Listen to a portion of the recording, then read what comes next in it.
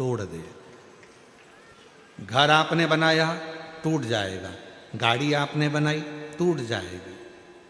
ये शरीर माँ के गर्भ में माता और पिता की देन है, तो उसने निर्माण करा, तो ये भी हाथ पैर सब टूट सकते हैं। गाड़ी टूट जाएगी, दुकान टूट जाएगी, जमीन, सब जो चीज है आपके पास में आपने जिसका निर्माण करा वो टूट सकती है, पर परमात्मा जिसका निर्माण करते हैं वो कभी नहीं टूटती। ये शरीर भी आपका बनाया हुआ है, अर्थात माता और पिता का बनाया हुआ है, इसलिए हाथ भी टूट जाता है, पाँव भी टूट जाता है, नाक भी टूट जाती है, ये कान भी टूट जाता है, पाँव की घुटने भी टूट जाते हैं, पर परमात्मा ने एक चीज ऐसी बनाई जो दुनिया में कोई नहीं तोड़ सकता, वो है उसकी आत्मा, उसका हृदय, उसकी आत्मा। जिस आत्मा को कोई नहीं तोड़ सकता, वो आत्मा को ना तो कोई छेदित कर सकता है, ना पानी गीला कर सकता है, ना अग्नि जला सकती है, ना वायु सुखा सकती है। वो आत्मा एक ऐसी परमात्मा ने बनाई है, उसको कोई खंडित कर ही नहीं सकता। मनुष्य निर्माण करता तो खंडित हो जाती, मनुष्य अगर कुछ बनाता तो वो टूट जाता। मनुष्य ने अगर कुछ बनाया है तो वो टूटेगा ही, निश्चित है। कोई ने अगर सामान बनाया है तो टूटेगा, घड़ी बनाई तो टूटेगी, झूमर बनाया टूटेगा, बंगला बनाया टूटेगा, सब टूटने वाली सामग्री। मनुष्य जो बनाता है वो एक ना एक दिन, 100 साल में, 50 साल में, 25 साल में, 200 साल में, 400 साल में, 500 साल में टूटेगा जरूर, पर जो परमात्मा ने बनाया वो कभी जिंदगी में नहीं टूटता, वो अजर और अमर है, और इसलिए आत्मा अजर और अमर मानी गई है। ये कभी नहीं टूटती, कभी नहीं।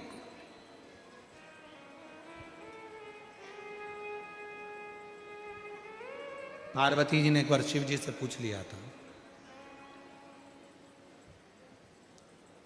आप जब इस आत्मा को अमर कर सकते हो, आत्मा को नहीं टूटने देते हो, तो क्या आप अपने भक्तों को भी कभी टूटने नहीं देते हो?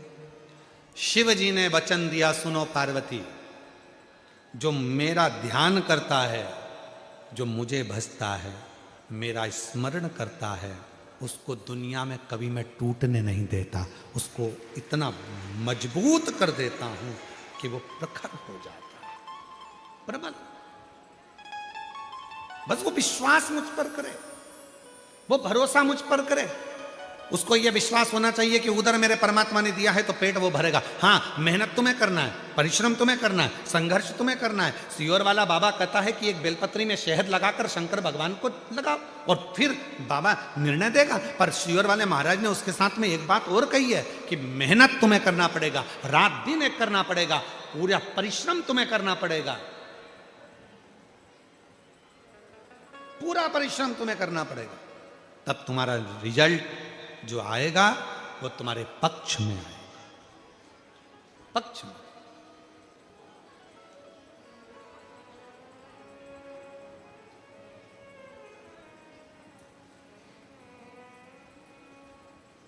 मेहनत तुम करो, परिश्रम तुम करो। कई लोग कह देते हैं हमारा ये काम नहीं चल रहा, हमारी फैक्ट्री नहीं चल रही, हमारी दुकान नहीं चल रही, ऐसा लग रहा है किसी ने हमारी फैक्ट्री पे टोना कर दिया, ऐसा लग रहा है किसी ने टोटका कर दिया, ऐसा लग रहा है हमारी दुकान को किसी ने बांध दिया, ऐसा लग रहा है कि हमारे ऊपर किसी ने काला जादू कर दिया, किसी ने ऐसा कर दिया। शिव महापुराण की कथा कहती है मेरा भोले बाबा शमशान का निवासी है, और शंकर भगवान को यदि तुम एक लोटा जल चढ़ाकर उसका जल लाकर अपनी दुकान फैक्ट्री घर में छीट रहे हो तो किसी की सामर्थ्यता नहीं कि तुम्हारे घर पर या तुम्हारी दुकान पर कोई टोना हो जाए, कि टोटका हो जाए, कि कोई तुम्हारे यहाँ काला जादू करे। किसी की सामर्थ्यता नहीं है कि कोई तुम्हारे ऊपर जादू करे, कि टोना करे, कि टोटका करे। ये भ्रम हमारा, ये भ्रांति हमारे भीतर।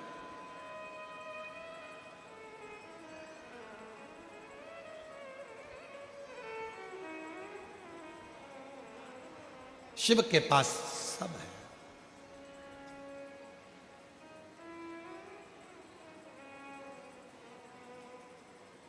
हमारे निकलेश जी बड़ा सुंदर एक भाव कहते हैं महाराज, भूत प्रेत नित कर चाकरी, भूत प्रेत नित करे चाकरी, सबका यहाँ गुजारा। प्रेत नित करे चाकरी, सबका यहाँ गुजारा। और बम बम भोलानाथ है हमारा तुम्हारा, तुम्हारा हमारा। बम बम भोलानाथ है तुम्हारा हमारा, हमारा तुम्हारा। बम बम भोलानाथ है हमारा तुम्हारा, तुम्हारा हमारा। बम बम भोलानाथ है हमारा तुम्हारा, तुम्हारा हमारा। भूत प्रेत नित करे चाकरी, सबका यहाँ गुजारा। भूत प्रेत नित करे चाकरी, सबका यहाँ गुजारा। ओ बम बम भोलानाथ है हमारा तुम्हारा, तुम्हारा हमारा। बम बम भोलानाथ है हमारा तुम्हारा, तुम्हारा हमारा।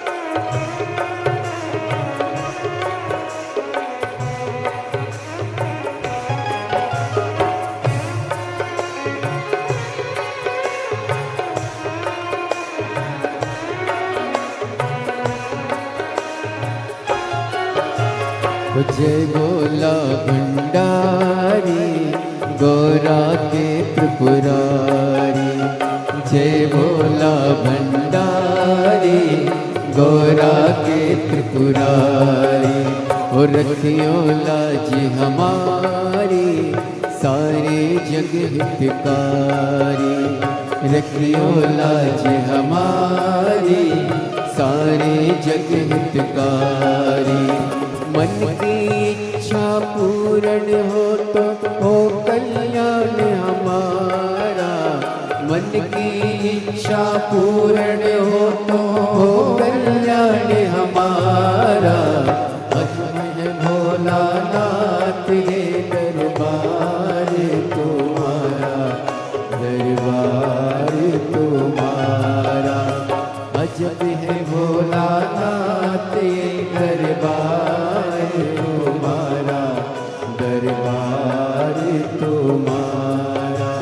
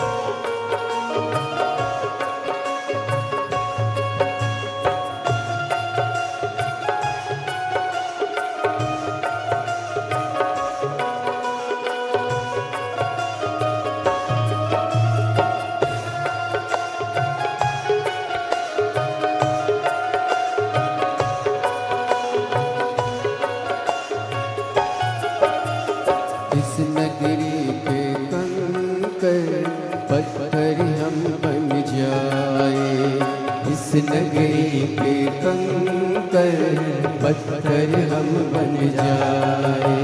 हो इस नगरी के कंकर पत्थर हम बन जाए। इस नगरी के कंकर पत्थर हम बन जाए। भक्ति हमारे ऊपर चढ़कर मन भी जाए। भक्ति हमारे ऊपर चढ़कर मन भी जाए। भक्त जनों के पाँव पड़े तो हो उद्धार हमारा। भक्त जनों के पाँव पड़े तो हो उद्धार हमारा। अजब है भोलानाथ ये दरबार तुम्हारा, दरबार तुम्हारा। अजब है भोलानाथ ये दरबार तुम्हारा, दरबार तुम्हारा। भूत प्रेत नित्य करे चाकरी सबका यहाँ गुजारा। भूत प्रेत नित्य करे चाकरी सबका यहाँ गुजारा।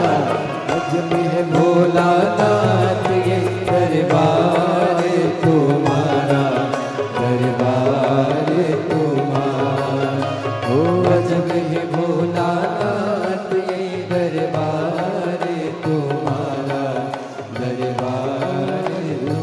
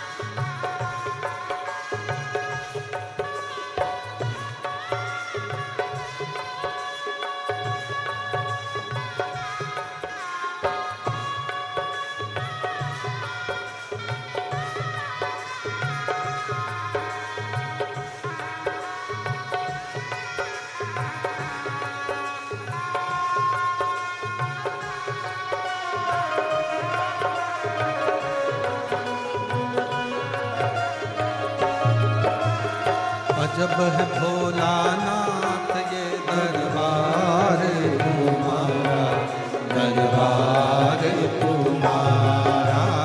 अजब है भोलानाथ ये दरबार तुम्हारा, दरबार तुम्हारा। अजब है भोलानाथ ये दरबार तुम्हारा, दरबार तुम्हारा। अजब है भोलानाथ ये दरबार तुम्हारा, दरबार तुम्हारा।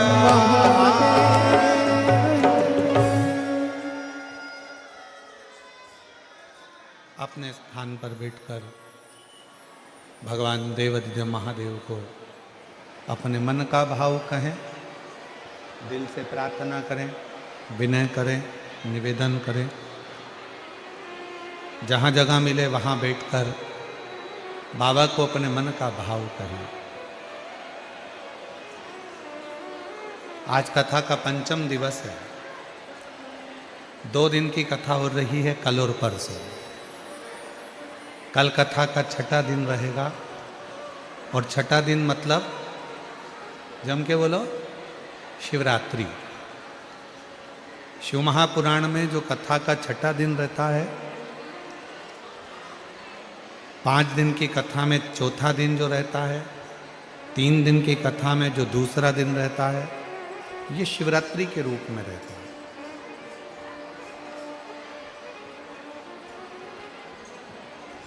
कल भी कथा का समय यही 2 बजे से 5 बजे तक रहेगा, पर परसों जब कथा विराम होगी तब कथा का समय सुबह 8 बजे से 11 बजे तक रहेगा।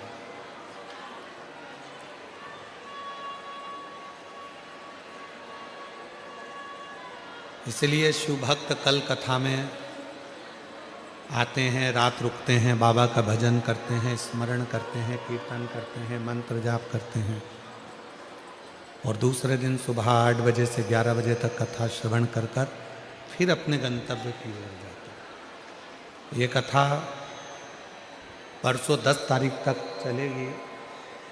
एक लड़के को भेजकर उसको सुनवाया। परसों 10 तारीख तक कथा चलेगी, फिर 16 तारीख से 22 तारीख तक शिव महापुराण की कथा बड़ौदा गुजरात में रहेगी। 1 बजे से 4 बजे तक कथा का समय रहेगा। उसके बाद में कथा 27 तारीख से 31 जनवरी तक सतुआ बाबा शिविर प्रयागराज माघ मेले में रहेगी। जो नांदेड़ में कथा थी 5 दिन की फरवरी में, वो कथा अभी कैंसिल कर दी गई है, क्योंकि सीहोर में जो रुद्राक्ष उत्सव है उसकी तैयारी करना है। इसलिए नांदेड़ में जो 5 तारीख से 9 तारीख तक जो कथा थी फरवरी में, उसको कैंसिल कर दिया गया है, नांदेड़ महाराष्ट्र की कथा को। तो वो कथा अभी नहीं होगी। 11, 12, 13 को डबरा मध्य प्रदेश में कथा रहेगी, और 14 से 20 फरवरी तक रुद्राक्ष महोत्सव रहेगा। बाबा को अपने मन का भाव कहेंगे, दिल से प्रार्थना करेंगे, हृदय से बाबा को विनय करेंगे। जिसको जहाँ जगह मिल जाए वहाँ बैठकर दिल से बाबा को प्रार्थना करिए, निवेदन करिए।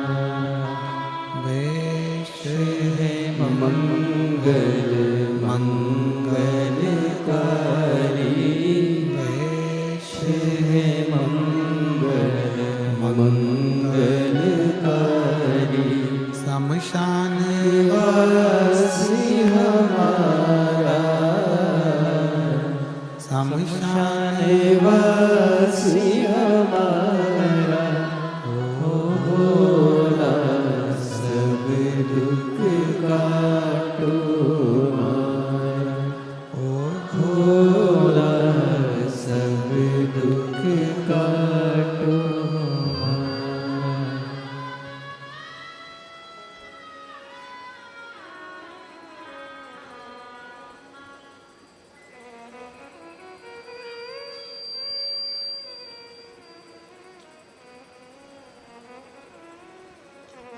बाबा देवादिदेव महादेव भगवान शिव, ओगड़दानी, त्रिकालदर्शी, कैलाशी, अविनाशी भगवान शिव की कथा कह रही है। नीचे कर दो, नीचे कर दो इसको।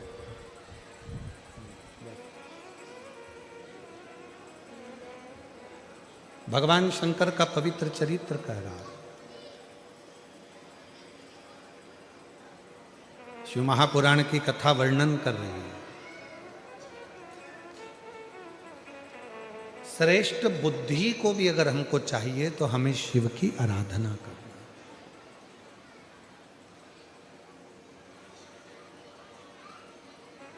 श्रेष्ठ बुद्धि,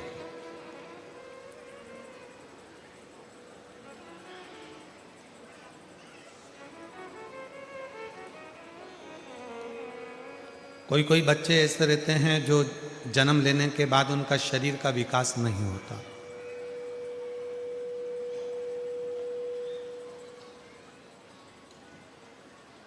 मुख में से राल टपकती रहती है, पलंग पर सोए रहते हैं, हिलते नहीं, शरीर उनका काम नहीं करता, उसको गोदी में रखना पड़ता है, ले जाना लाना पड़ता है।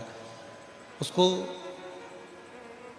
अपनी इंद्रियों का भी ध्यान नहीं रहता कि उसको वॉशरूम आई है, कि उसको कुछ खाना है या पीना है या कुछ, उसको सुध नहीं। उन बच्चों के लिए भी शिव महापुराण में एक बड़ा सुंदर सा प्रसंग आता है। अगर आपकी कॉलोनी में, आपकी सोसाइटी में, आपके मोहल्ले में, आपके आसपास के क्षेत्र में इस तरह के अगर बच्चे रहते हैं तो उनके माँ बाप को चाहिए कि शिव को, भगवान शंकर को जो बेल होता है, बेल देखा है आप लोगों ने? इधर सूरत गुजरात में क्या बोलते हैं? बेला ही बोलते हैं। तो बेला का जो फल होता है, उस फल के अंदर का जो गुर्दा होता है, फल के अंदर का जो गुर्दा होता है, उस गुर्दे को सुखाकर, उसको बाद में जलाकर उसकी भस्म अच्छी पीस कर तैयार करो। और जिस दिन सोमवार की अष्टमी हो, सोमवार के दिन अगर अष्टमी की तिथि पड़ जाती है या अष्टमी के दिन सोमवार पड़ जाता है, तो उस दिन देवादिदेव महादेव को, अगर मंदिर में आप वो भस्म नहीं चढ़ा सकते तो घर में ही उस बाबा को थोड़ी सी चुटकी भरकर भस्म, वो जो बेले की भस्म बनाई है वो शिव को समर्पित कर दो। उसी भस्म को निकालकर उठाकर, जो डब्बी में ज़्यादा भस्म है उसी में उसको डाल लो, और उस भस्म को बिल्कुल पिसी बारीक एकदम महीन भस्म को, जो बच्चा राल टपकाता है या उसका शरीर का विकास नहीं होता है, शरीर कमज़ोर है, वो उठ नहीं सकता, बैठ नहीं सकता, इंद्रियों का भान नहीं रहता, उस बच्चे को यदि थोड़ी थोड़ी भस्म प्रदोष समय के पहले, प्रदोष काल के पहले, शाम के समय के पहले अगर उस भस्म को थोड़ी सी मात्रा में, जरा सी मात्रा में अगर उसकी जिह्वा पर लगाया जाए तो धीरे धीरे उसकी इंद्रियां काम करना प्रारंभ कर देती है। इंद्रियां काम करती हैं। डॉक्टर का भी इलाज करवाओ, डॉक्टर को भी दिखाते रहो, क्योंकि डॉक्टर शिव का एक रूप मानते हैं शिव पुराण में। और साथ में शिव जी पर भरोसा भी करो, विश्वास।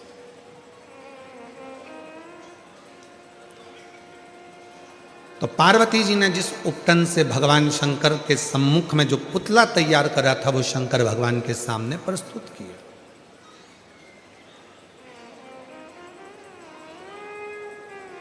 और जब वो पुतला देखा गया तो शिव जी ने उसकी परीक्षा ली। भगवान शंकर ने 3 परीक्षा विनायक की ली है, 3 परीक्षा। और आप सबके सम्मुख में है कि लोग कहते हैं भगवान शंकर ने उनके ही पुत्र का शीश काट दिया, उनके ही बेटे का सिर काट दिया, उनके ही बेटे का सिर काट दिया। सिर काटा नहीं है, भगवान शंकर ने जो मस्तिष्क था, जो बुद्धि थी, जो विवेक था, वो श्रेष्ठ नहीं है। इसलिए शिव जी ने उनको शीश काटना मतलब बुद्धि को हटा देना। जो गलत बुद्धि है, गलत विचार है, गलत सोच है, गलत दृष्टि है, उसको हटाकर श्रेष्ठ बुद्धि का निर्माण कर देना और बुद्धि के देवता भगवान श्री गणेश जी को प्रकट कर देना। ये मेरे शंकर भगवान ने कहा, ये मेरे शिव जी ने कहा, ये मेरे ओघड़दानी, मेरे भगवान देवाधिदेव महादेव भगवान शंकर ने किया, ये शिव ने।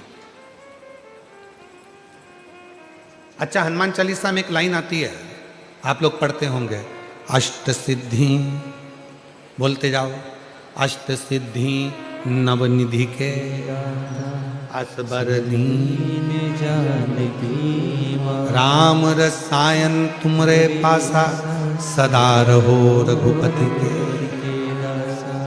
एक लाइन आई है, अष्ट सिद्धि नवनिधि के दाता। मतलब हनुमान जी महाराज को ये लाइन क्यों लिखी तुलसी मामा ने? लिखने का केवल एक कारण था, क्योंकि शंकर भगवान के अंश अवतार श्री हनुमान जी महाराज हैं और शंकर भगवान अष्ट सिद्धि नवनिधि सर्वबुद्धि के देने वाले हैं। जो अपने बेटे को भी बुद्धि दे देते हैं, वो संसार के हर जीव को कहीं ना कहीं बुद्धि प्रदान कर सकते हैं। अष्ट सिद्धि नवनिधि के दाता, असबर दीन जानकी माता, राम रसायन तुमरे पास, सदा रहो रघुपति के, तुमरे भजन राम को पावे, जन्म जन्म के दुख बिसरावे। अष्ट सिद्धि नवनिधि के श्री शिव जी, भगवान शंकर, और वही भगवान शंकर, वही मेरे ओघड़दानी, वही मेरे शिव जी। पार्वती मैया ने देखा कि मेरे बेटे का सिर कट गया, जिसको मैंने तैयार करा था वो बेटे का सिर कट चुका है और ये बेटा है ही नहीं। अब मेरे बेटे का मस्तक कहां से आएगा, कौन लाएगा? शंकर भगवान के सामने पार्वती मैया हाथ जोड़कर बोली, आपने मेरे बेटे का सिर काटा है तो आप ही जोड़ोगे। और यही तो माता पार्वती जी सारे जगत को बताना चाहती हैं कि तुम्ही ने दर्द दिया है, तुम्ही दवा दो। उधर किसने दिया?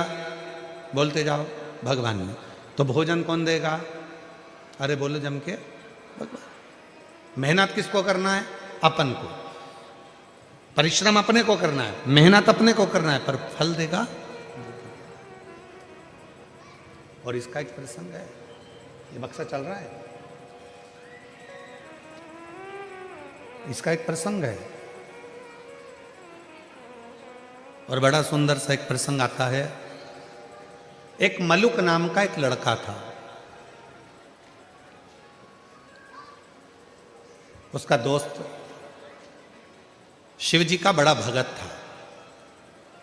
शंकर भगवान के मंदिर में वो रोज जाता, रोज जल चढ़ाता, शिव जी की आराधना करता, साधना करता, भजन करता, और ये दिन रात उस पर कटाक्ष करता,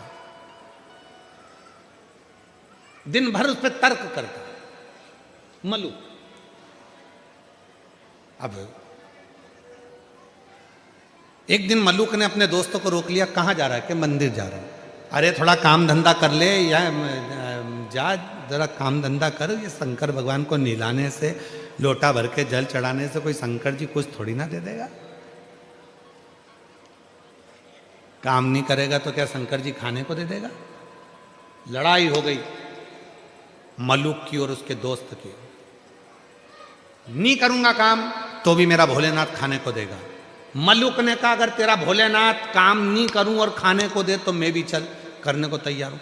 एक परीक्षा करूंगा, वन में जाकर बैठ जाऊंगा, देखूं तेरा भोलेनाथ मुझे खाने को देता कि नहीं देता। अगर मेरे शंकर भगवान ने तुझे खाने को दे दिया तो काम मैं रोज एक लोटा जल चढ़ाने के लिए शंकर जी के मंदिर में जाऊंगा, और अगर तेरे शंकर भगवान ने मुझे खाने को नहीं दिया तो काम मैं मंदिर जाना छोड़ दूंगा, लोटा भर जल चढ़ाना छोड़ दूंगा। दोनों में झगड़ा हो गया, दोनों में लड़ाई हो गई। अब दोनों में झगड़ा हो गया और जो मलुक था वो लड़ झगड़ के जंगल में चले गया। जंगल में जाकर उसने विचार करा, जंगल में रहूंगा और कोई मुझे भोजन देकर चले गया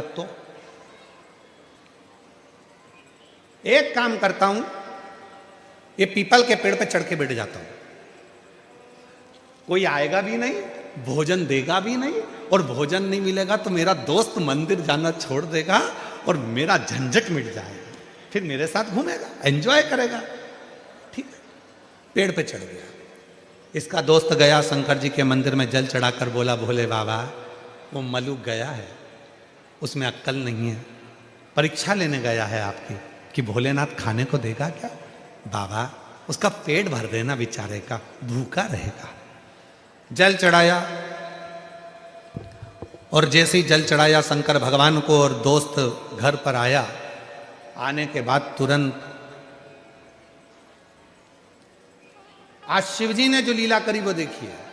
शंकर भगवान ने ऐसी लीला कर दी कि एक गाय चराने वाला कपड़े में 4 रोटी बांधकर उसमें थोड़ा सा अचार और कांदा रखकर लाया और विचार करने लगा, मुझे गाय यहीं पर चराना है, मेरी रोटी कहीं दूसरा ना खा जाए, इसलिए इसको पीपल के पेड़ पर टांग देता। रोटी टांग दी पीपल के पेड़ पर। मल्लुक ने विचार करा, इसका शंकर भगवान तो गजब का है रे, रोटी ऊपर दे दी पीपल के पेड़ पर वो तो कह रहा था कि भगवान खिला कर जाता है, नहीं खाऊंगा, रोटी टंगी है, खा नहीं रहा। अब थोड़ा बहुत तो हाथ पर खुद भी हिलाओ जी, खाने को ही तैयार नहीं। इसका दोस्त शाम के समय भगवान के मंदिर में जाकर, बाबा भोलेनाथ मेरा दोस्त भूखा होगा, उसको खाना खिला देना। शंकर भगवान ने डमरू का नाद करा, 4-6 डाकू घोड़े पे बैठकर धड़ धड़ धड़ धड़ आ गए पीपल के पेड़ के नीचे। जैसे ही थोड़ी देर उन डाकुओं ने आराम करा, उसमें से एक थोड़ा सा विश्राम करा। उसने कहा, सरदार बहुत भूख लग रही है, कहीं से माँ जगत जननी जगदम्बा खाना दे दे तो पेट भरा जाए। इतने में दूसरा बोला, अरे देखो पेड़ के ऊपर रोटी टंगी है, जल्दी उतारो खाते हैं। और जो पेड़ पे से रोटी उठाई और सबने मिलाकर खाने ही वाले थे। इतने में दूसरा बोला, एक भी रोटी मत खाना, ऊपर पुलिस वाला बैठा है, जरूर रोटियों में नींद की गोली मिलाई होगी और पकड़ा जाएंगे तो जूते खाएंगे, इसलिए ले जाकर ये बंद कर देगा, कारागार में डाल देगा, एक रोटी मत खाना। और सबने कहा करें क्या। सरदार ने कहा, इसको नीचे उतारो। ये अपने को मूर्ख समझ रहा, नीचे उतारो, इसको नीचे उतारा, पेड़ से बांध दो, पेड़ से बांध दिया। सरदार क्या करें। सरदार बोला, ये अपने को मूर्ख समझता है, नींद की गोली मिली, रोटी हमको खिला रहा है, एक काम करो, इसकी रोटी इसी को खिलाओ। अब उसकी रोटी, अब वो समझा भगवान आएंगे खिलाने, उसको क्या मालूम था डाकू बन के आ गए। ले रोटी खाओ, के नहीं खाऊंगा। सरदार रोटी नहीं खा रहा। सरदार ने कहा, मार मार के खिलाओ। दो ने इधर से दिया, दो ने उधर से दिया, मुंह में रोटी ठूस है, फिर मारे, फिर रोटी, फिर मारे, फिर रोटी, लाल नीला पीला कर कर रोटी खिलाकर और पूरे रस्सी खोल दिए और डाकू चले गए। ये शाम को पिटा पिटाया, दुचा दुचाया, कबाड़ खाने के कबाड़े जैसा रास्ते में से लंगड़ाता जा रहा था। इसका दोस्त मंदिर से आ रहा था। उसने पूछा, क्यों भोलेनाथ जी मिले थे। इतने में मलुक बोला, तेरा भोलानाथ नहीं खाओ तो मारता भी था, नहीं खाओ तो मारता। तब मलुक ने, वो मलुक नहीं रहे, तब वो मलुक दास बन गए और उन्होंने पद लिखा, अजगर करे ना चाकरी, पंछी करे ना काज, दास मलुका कह